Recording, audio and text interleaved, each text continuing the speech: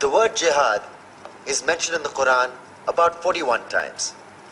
The words mercy, peace, and compassion are mentioned about 355 times. Yes, come in. Come on in, Riaz.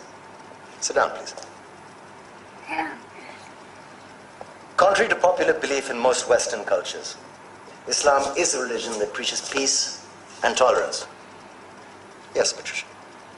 If Islam truly is a religion that preaches peace, then how come the world's most troubled spots, the West Bank, Afghanistan, Pakistan, Iraq, they're all plagued with Islamic terrorism? Well, that depends on your definition of terrorism. Some might argue that the U.S. invasions of countries like Iraq and Afghanistan are also acts of terrorism. No, those were acts of war to get rid of despotic regimes. Or means of getting at a country's oil.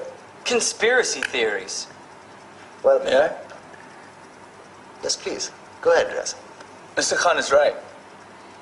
I mean, if we're talking about terrorists, the world's biggest terrorists are the white superpowers. Come on now. No, really, stop and think about it.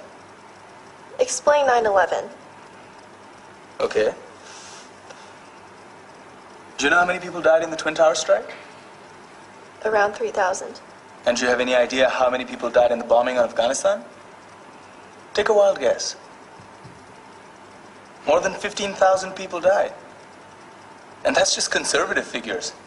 About 50,000 tons of explosives were dropped on innocent civilians. Men, women, children. Yeah, but that was because of the Taliban. Now that you brought it up, did you know that the Taliban was a creation of the CIA to fight the Russians? Whatever. They were still harboring terrorists. Yeah, right. Terrorists that were never found. Just like the weapons of mass destruction that were never found in Iraq. Do you want to get into the death toll in Iraq? 500,000 civilians and counting. And what do Britain and America say when they don't find these weapons?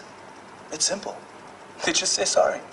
And still refuse to relinquish control of these countries. What are you trying to say? What I'm trying to say is that just because you're American, wear a fancy suit, and call yourself the president, doesn't make you any less of a terrorist. I'm saying that if you don't stop meddling in other people's countries, you will face a backlash. If Muslims like you feel that way, then why don't you get out of our country? We will. As soon as you promise to leave ours.